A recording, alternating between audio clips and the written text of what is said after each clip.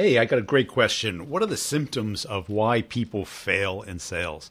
Now, there's a lot. And what I want to do today is share with you what I've heard from sales leaders over the last couple of years of interviewing them, and kind of the best characteristics, kind of the top 5 things.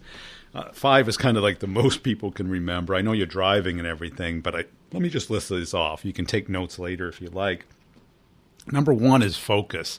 Now, this is something that I've kind of gone overboard with sometimes and been too focused. But what I tend to see is people not focused enough, where they go with the shiniest object, or somebody suggests something and they take it as a direct order instead of just a suggestion. And they're not focused on the deals that are going to close this month. And when I say month, what you want is like, what date are they going to close? That used to be a question I'd ask reps when I became a manager. And what it does is it gets, this quarter sometime. And it's like, well, what makes you think that? Well, I need it. Well, yeah, that your need doesn't correspond to their want. And what ends up happening is people get, just buried with all this technology and CRM. That's why I like Pipedrive. It's like so clean, and you can see exactly what stage it's in. When I look at these corporate forecasts, I go, who can make any sense out of this? There's no words. It's all acronyms and codes and stuff. And, people have all these percentages. And is it really based off of anything tangible, any evidence? Well, we sent them a proposal. Well, that's your evidence. It's not their evidence. So number 1 is focus. Focus on the things that count. Focus on the things that matter. And ask yourself, am I using my time wisely? Not just be busy. Everybody feels comfortable if they're busy.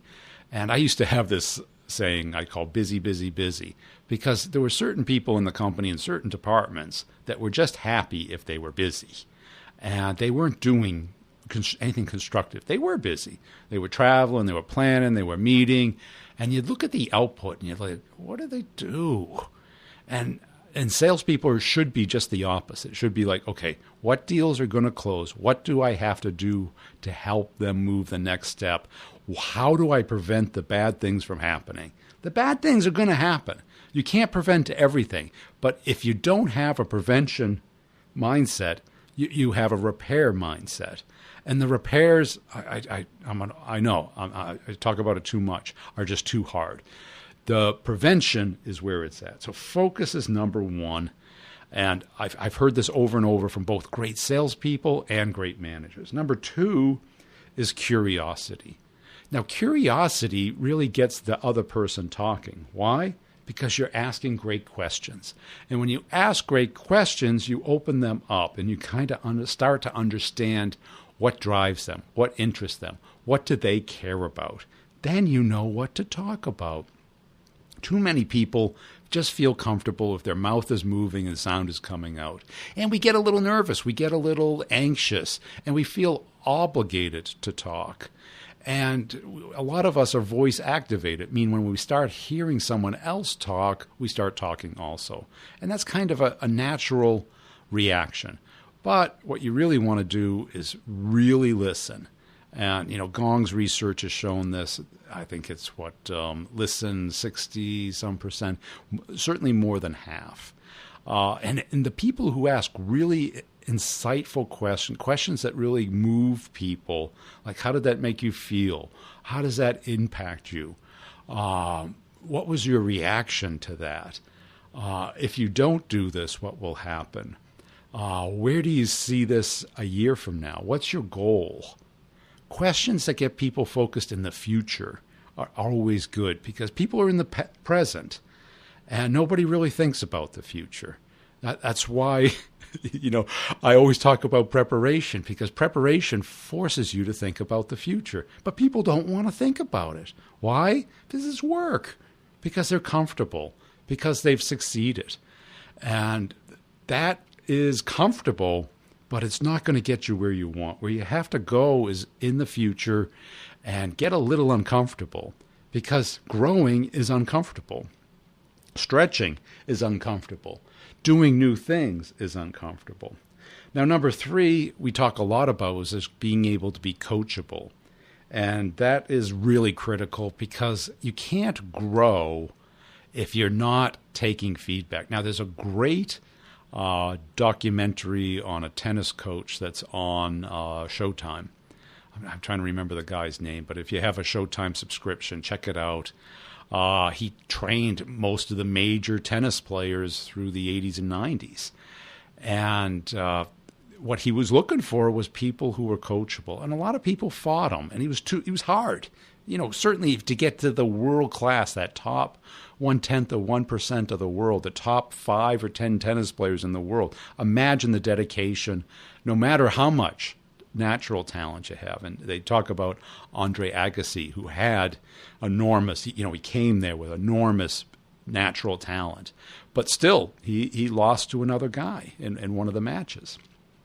But what you see is kind of this dedication and taking feedback, even if it's not delivered with a little bow and sensitivity. And this is something that if you're not used to, you should be, because you should be the hardest on yourself. And you should ask and elicit feedback and listen to it. And trust me, I get not just feedback, I get hatred when you're on social media. And, people don't take the time to learn or understand or give you even a chance. It's just knee-jerk reaction. And, because I like constructive feedback. Like when people tell me something about the podcast, I go, oh, boom, I run upstairs and I fix it. Boom. I love that feedback. When, if somebody just doesn't like, an intro or an outro, okay, whatever. By the way, if you're sick of the intro to The Brutal Truth, let me know. I don't know whether you want me to just jump into it. Some people have intros, some people don't. Anyways, back to you. Being coachable and taking feedback. Because you only get better. You're never going to be perfect. This is not a destination profession.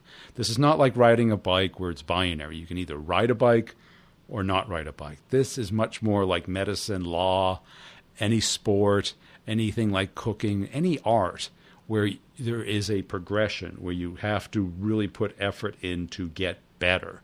That is really what drives this profession.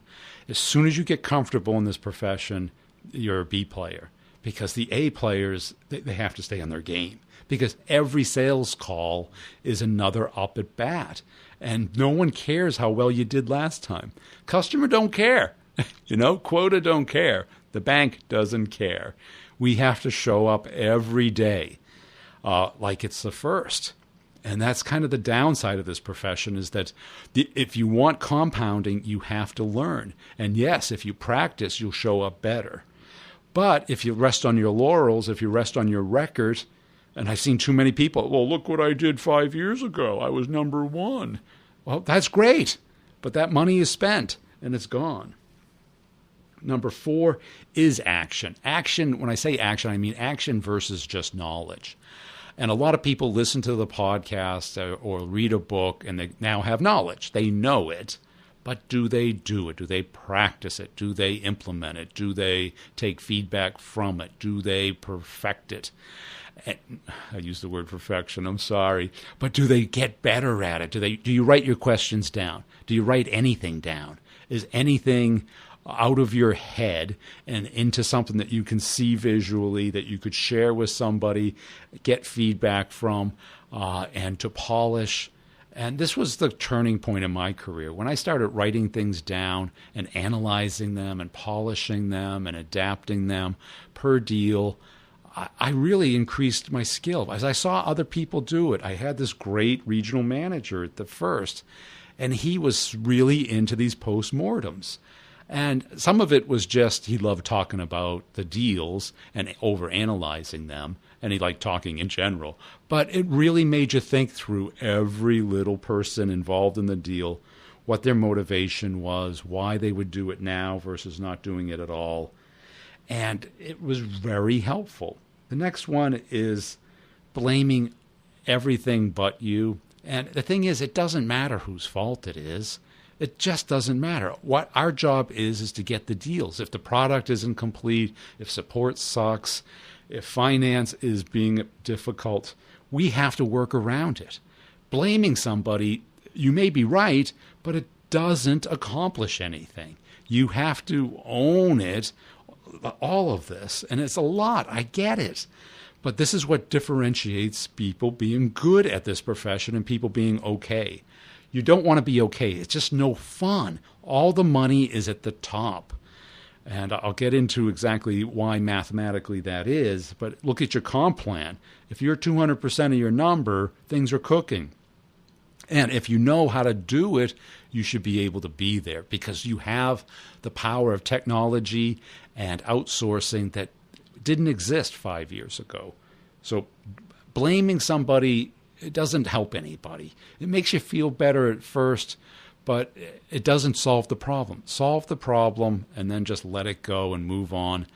And if management wants to fix it, let them fix it. If they're looking for feedback, give it to them. But really just don't blame anybody. That's it. Thanks for listening. Hey, that was another great question. Hey, as a follow-up, make sure you're connecting up with me on LinkedIn, Brian G. Burns on LinkedIn. Also, if you're on LinkedIn, if you see some of my content, I really appreciate it if you share it, comment, like it, all of that. It really helps out the show. And make sure you're connecting up with the partners, nudge.ai. You get one free month with the Brutal Truth passcode, all one word, Brutal Truth. The same is true with Pipedrive. Pipedrive.com, you get 1 month free instead of the 2 weeks. Who can evaluate a product in 2 weeks? Just doesn't make sense. Get a whole month with the Brutal Truth. Also, make sure you're checking out the B2B Revenue Leadership Podcast. I'm sure you're a Brutal Truth listener already, but that podcast is really taking off. And go to B2B. Another B2B, b2brevenue.com. That's where I blog. That's where you can get your free ebook. Just submit your email address. It emails you a HTML file with the link in it. Just click on that link and you get the book for free. And on b2brevenue.com is my training tab. Just look at training, go down there and click on that. You can find the courses that make the most amount of sense for you. And you got to think of it as an investment. And if you got to ask yourself the question, why do I expect other people to invest in me and I don't invest in myself? Quit thinking like an employee. You're an entrepreneur, a salespreneur, whether you like it or not. Either that or you're going to be an order taker, and you don't want to be that. So you got to get better. And the only way to get better is to practice, learn, get feedback, do it again, practice, learn. That cycle. That's what the training course is all about. You get office hours. You benefit from other people selling other products into other market spaces. Understand what's working for them today. Also, if you're interested in career advice, I got a career advice podcast. I know, Brian, enough with the podcasts. But everybody likes a little bit of career advice. I answer questions there. I kind of share with you what I've seen work and what I've seen fail as far as careers and the mistakes that I've seen people make. So check that out, career advice on iTunes or wherever you get your podcasts. Really appreciate you listening, and we'll see you next time.